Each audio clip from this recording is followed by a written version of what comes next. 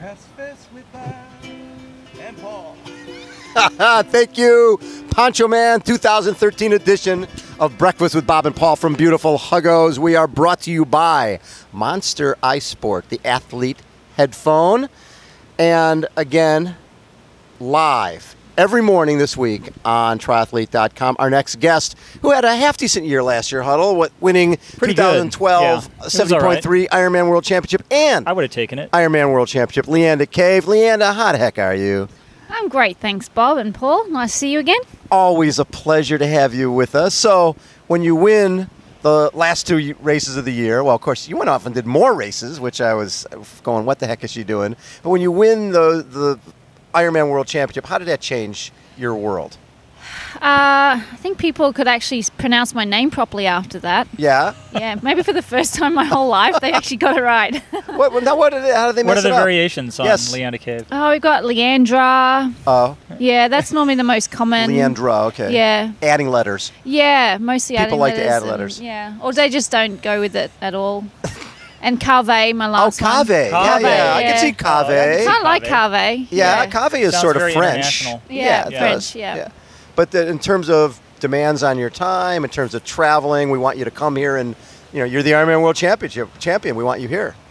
Yeah, that's been probably the most craziest part. Yeah. Definitely the commitments with going places, doing things for sponsors. Right. Lots more media involvement. But we were talking about this earlier. Good problem to have. Exactly. It's a Yeah. great problem to have. You want people. You want to be in demand. Yes. That's yes. why you do what you do. Yeah. So, and it comes with the territory, and it's all part of being a professional athlete, and I embrace it. How has it been this week? Because, and again, I hate to beat it with the stick, but a lot of the athletes who have won come into this race and talk about how much time they have to spend doing all of this stuff. It's a full-time job. You already have the training and the recovery you need, and now you're adding on all these other responsibilities. You have to be here and there and everywhere. I feel over the time that I've been racing, it's kind of built up gradually, and I'm kind of adapting to the extra stuff that I have to do before the race. But honestly, I take today, Tuesday, it's my sort of day to do all that stuff and get a lot of it done and hash it out. Yeah. And I've honestly, if you can't believe in the work you've done coming into the race, that whatever happens this week is just kind of what you do, and you're not going to get any fitter. I'm not going to get any fitter in this, last 4 or 5 days Sure before you the race. are. So. Yeah, you should be cramming. Right, you should be running the Queen Highway training? like everybody else. No, Yeah. okay. I'll take your advice. Pro, you should Look know. what it did how for fast me. he's been. So, Leanda, last year you're running in second place, and Marinda Carfrae, the best runner in the sport, I think, is seriously right to a few feet behind you. Did you sense her there? And at that point, you could have basically nobody would have thought askance if you had faded. And she's a great runner. And we thought she was going to run through the field and go off and win the race. But instead, you held her off, and then you ran down Caroline, and you win the race. Did you surprise yourself? I did. I was actually very surprised to find out a day later that Marinda was so close behind me. So you didn't even know? You didn't even know. No, You weren't getting splits? I don't know what people feel. I have some extra power and eyes in the back of my head, but I don't. And honestly, I didn't know she was there. And when I did see the footage later, I actually it gave me goosebumps to see how close she was. And, and like you said, I wouldn't have probably tried any less if I knew she was there, right. But she got that close, and I don't know if I'd known she was there, what I would have done differently. I would have probably just stuck to what I was doing and running as hard as I probably could. And How has the win last year changed your outlook coming into this year? Obviously, it puts a lot more focus on you at any of the races you do throughout the year. But just internally coming into this race, you know how it is coming in not having won. Do you come back now and say, I've won this thing. This is mine. I'm the person with the target now. Or do you say I'm the person to be, that is, you're going to have to beat me to get to this place? Is it giving you a lot of confidence, or do you feel like it's put more pressure on? No, I'll never come into this race. I didn't last year feeling like I'm the best athlete on the start line. I've had a few problems this year, to be honest, that have definitely curbed any bout of confidence that I've had, but I feel I'm still coming in here with the same set of tools that I had last year. Right. And I'm going to do my race the best I can do. And I think, be very arrogant of an athlete to overlook the rest of the field and to think that there's not someone out there or a number of athletes who are a threat. And for me, there's definitely a handful of girls who could win this race on Saturday, and I'm not overlooking them. I know who they are. And this is probably, again, like every year, I feel like there's such a strong field here, and it's getting stronger and stronger every year, and we have such a new, fresh race this year with athletes who have actually never been here racing before. So you can't overlook different athletes and different circumstances. Every year it's different, and I feel this year it's going to be a very, very interesting race for the women. It really will. What has Siri Lindley brought to the table for you as an athlete, as someone who's was a world champion and knows what it takes to become the best in the world? What did she bring to you that might have been missing in your game?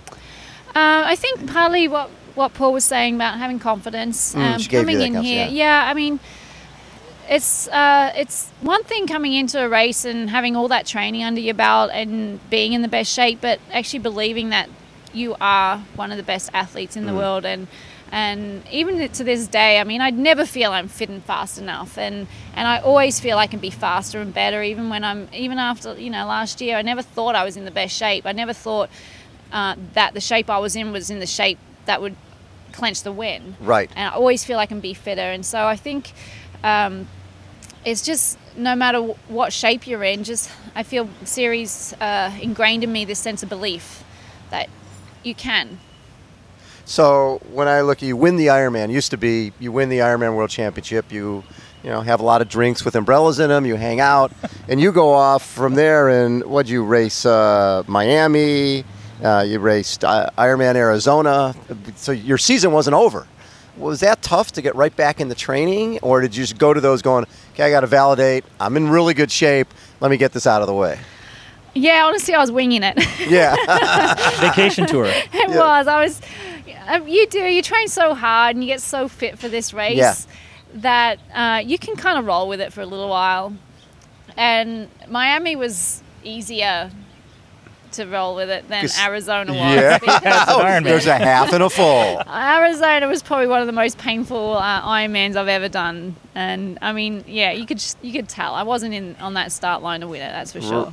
And was it hard to, going into a race knowing that you're not there to win? It was, because I know on a good day how painful one of these can be, and I always say it, Ironman is definitely the toughest thing and the toughest event I've ever done. So going into one where you know you're not firing on all cylinders, it's not pretty. No. So you're a person who I think likes the spotlight and does well the bigger the game is, right? I think you ran Barb Lindquist down the win in Cancun back in the day for the World Championships. Obviously what you did last year. Do you look at yourself that way? Hey, I like the big stage. I like it when the lights are the brightest. Yeah, I definitely like the biggest stage, the biggest races. That's where I shine. I wouldn't say so much the spotlight that comes with it, but I love competition. I love racing. I love the whole concept of being competitive, having the best girls on the start. I mean, really, the sense of achievement is much greater when you can have a great result lining up against the best in the world. And that's what I feel you can only get when you're standing on the start line of a World Championship event. You're racing the best in the world, and to achieve a good result here, whatever that result is for you, whether you win it or whatever, even just to qualify now here is getting really tough. So it's just even start sometimes in some of these races. It's a pretty big deal, and that's really for me what kind of gives me a sense of achievement. You talked about problems that you've had this year. Can you elaborate a little bit on what those issues have been, and do you feel like you're on the upswings? A lot of athletes have come into this race having not had a great beginning of the year, injuries, illness, whatever, and then boom, it's like they're on the upswing exactly at the right time. Yeah, I'd say my upswing happened maybe 3 weeks ago. Nice. Well, hey. Better late than never. Yeah. That's sort of the pattern, right? Yeah, I had a hamstring tear. It was diagnosed back in May. Trained on it, raced on it all year, had a MRI, probably 2 months ago, still there. And so I had to make a call and get a cortisone injection on it, right after Vegas. And that's actually, I mean, I'd love to say I'm 100%, but I think that's just a Band-Aid. I'm pain-free. Yeah. Had a killer 3 weeks of training. Yep. I feel great. Whether this is coming back once the cortisone injection wears off, who knows? I'm going to keep my fingers crossed that, after the break I take. Days. Yeah. I'm going to take a break. I'm going to race Miami again, then take a break and then let it heal. And then hopefully, I can start with a completely healthy body next year. Talk a little bit about this women's field. I mean, Yeah. This was, I think, a little bit the case last year. When you don't have a dominant favorite like Chrissy Wellington, it leaves what everyone refers to as an open field, which is, I think, a little bit of a misnomer. But you have Rachel Joyce that everyone's talking about. You have Carolyn Steffen. You have Rennie. You have you. Is there somebody, we always ask this of the athletes because the athletes know what everyone else is doing or have maybe a better finger on the pulse. Do you have a sense of who you feel like the big players are going to be on Saturday? Yeah, and 2 of them have been completely overlooked. And good to hear. All yeah, right, well, this is one what of we them ask. is Meredith Kessler. Yeah. And I feel had she'd raced in Vegas, she would have been very competitive, if not had won it. Honestly, I mean, I think she's been that strong this year, been that consistent of an athlete, and she has got a lot of stuff going on mentally, which actually fuels the fire. Yes. So she's definitely one of my top picks. And then Heather Wertel. Yes. Yep. And she had a really unfortunate race in Vegas with mechanicals, but people don't know that. I mean, I think on all her races, again, very consistent like Meredith, and she's got one very big weapon, and that's her bike. And if she can get off in the top, I guess, 5 athletes, you look out for her. Yeah. She's running better than she's ever run in her life right now, and I feel that she's going to be a huge factor in this race. So when Siri comes to you and says Mirinda wants to come back and train with the group, was that a concern at all? I mean, because, again, this is a small pie. Right? Yeah. There's only one world champion. She's already been a world champion. You won it last year, and now she's going to be coached by the same woman who's coaching you. I've had a tough year this year, and Mirinda was having a tough year. And for me, it was like, you know what? Who am I to say that she can't come back? Yeah. And Siri did ask me. She asked, I was the factor in whether she joined back, with Siri's team. And I said, we should just help each other. It just makes everybody better. Yeah. I'm having a tough go of things. She's having a tough go. Maybe we can motivate each other. And I think it's worked. I mean, we haven't trained a lot together, honestly. We've geographically not been in the same place a lot, even though I've partly been in Boulder. Just having to manage my training around the injury, it's not really enabled me to train a lot with her or with the squad. So in actual fact, having her with Siri, it's more like she's training under Siri, but not with me. So, right. It's... And, I give everything to my workouts. I train as hard as I can train, and she does too. And it's really, it goes, no matter who you're training under, for me, I'm going to succeed. She's going to succeed. It's just the best athlete on the day will win. Hamstring tear doesn't sound like a great thing coming in, but like you said, pain-free right now, which is a great, great sign. Do you, when you look at this race and approach this race from a strategic point of view, maybe think, all right, well, I don't know what's going to be happening in the run. I mean, I know it feels pretty good. I know what my workouts have shown me in the last 3 weeks, but you know what? This is a great opportunity to just kill them in the swim and just leave it all out on the bike and then see what happens on the run. Does it change how you approach the race?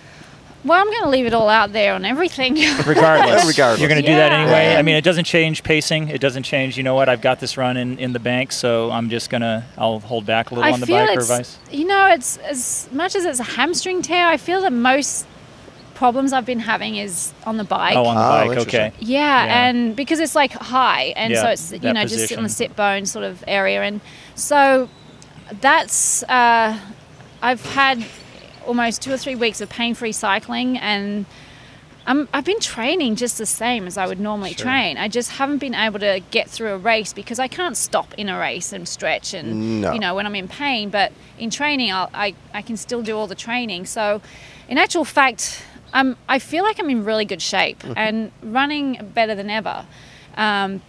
It's just actually getting through the race pain-free, and I'm pretty confident I can do that. So that's really my biggest concern out the way. So when you win the World Championship, the expectations change. When you go to races in early 2013, you say, hey, our Ironman World Champion is here. She's going to win the race. Is that hard to deal with? And when you know, I'm not really ready to win this race. I'm ready to, this is part of my process for getting to October. But obviously everybody else is expecting you to win. I didn't have that much expectation last year. Oh.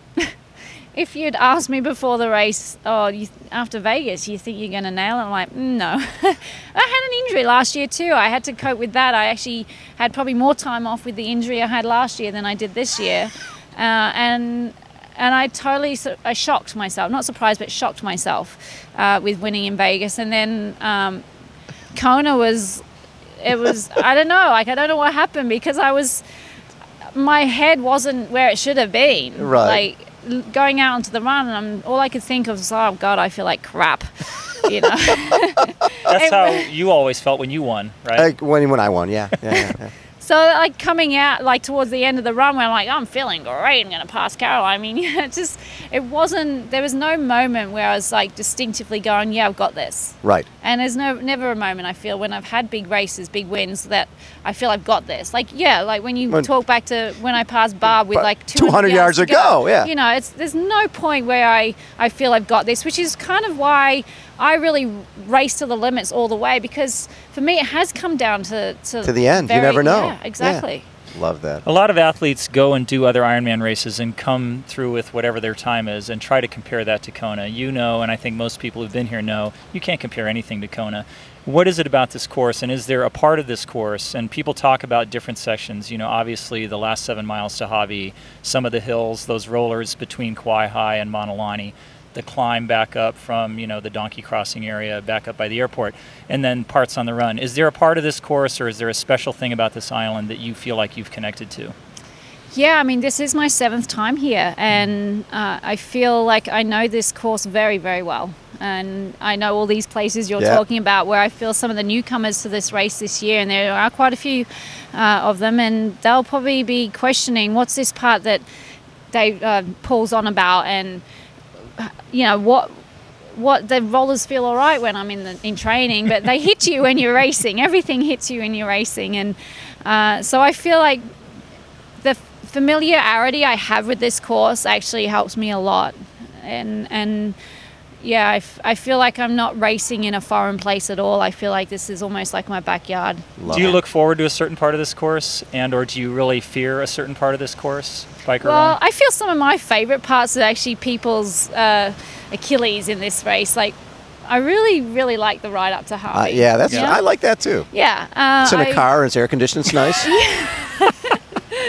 There's a nice coffee shop at the top. Yeah. Love that. Yeah, there's great sandwiches up at the top. Yeah. I can smell it. It smells great when I'm at the turnaround point. And then the Energy Lab. I really enjoy running into that. I mean, I don't know what happens to people mentally in there, but it's a disaster for some people when they come out. Crack. Yeah, and I kind of like it down there. So you basically stay at home and beat yourself with chains then too? It's like you like sort of brutalizing. Likes it tough. Person, exactly. Yeah.